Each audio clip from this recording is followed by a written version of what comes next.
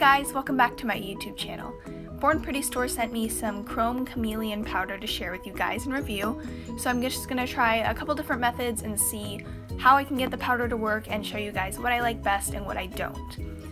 So I'm starting off by painting 3 of my nails with Pretty Woman NYC Dark Gray Ceramic.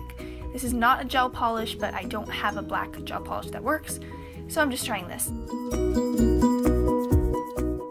So I'm starting off with 3 different top coats. The first one I'm doing is Revlon Quick Dry Top Coat. I'm doing that on my first finger. On my middle finger, I'm applying the Little Ondine Water-Based Top Coat because I heard this works well with powders. And now I am doing a gel top coat. And I'm going to cure this top coat for 1 minute under a UV light.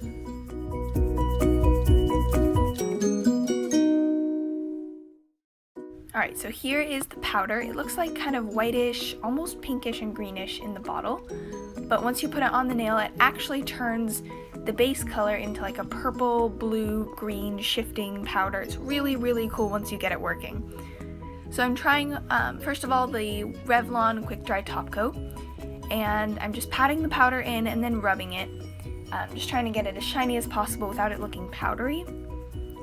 So I've let the top coats dry almost fully to where they're not smudgeable, but they're still a little bit tacky so the powder can rub in.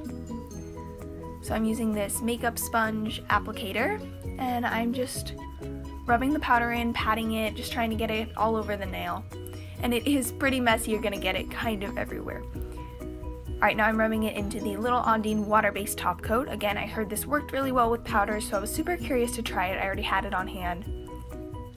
So I can see already it's not getting as shiny as my first finger right off the bat, but I'm just going to keep going, try a couple of coats, see how it builds up.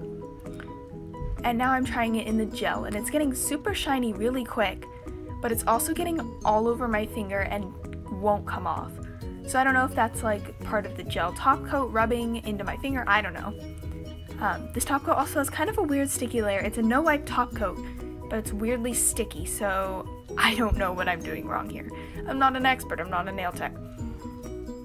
So here is one coat. You can see the middle finger didn't really do anything. The first finger is kind of thick. I'm not super happy with how that looks.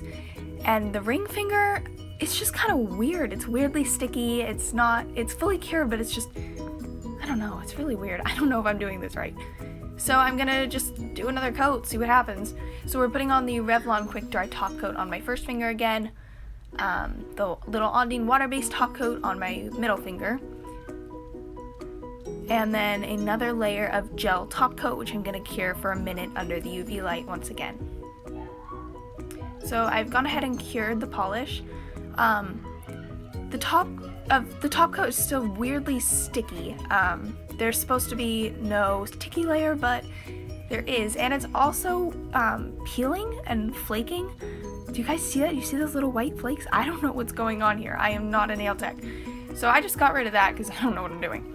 And I'm just gonna go for the other 2 fingers. So I'm rubbing the powder back into the Revlon Quick Dry Top Coat. I smudged it a little. Oops, don't push too hard.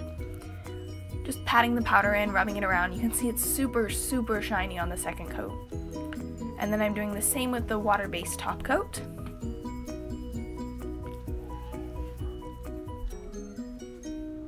So they're both getting pretty shiny. The first finger, is definitely shinier, but it's also weirdly thick, and I'm not a fan of how it looks. And also when I use the Revlon Quick Dry Top Coat, it gets this weird whitish cloudy layer. I don't know, I'm not really happy with either of these methods. The middle finger isn't super shiny, and the first finger is weirdly thick. So now I had this really brilliant idea of just doing a gel top coat with no base color underneath, and somehow thinking that was gonna work. So I'm curing it for 1 minute under my UV light, and then I'm gonna rub some powder into it.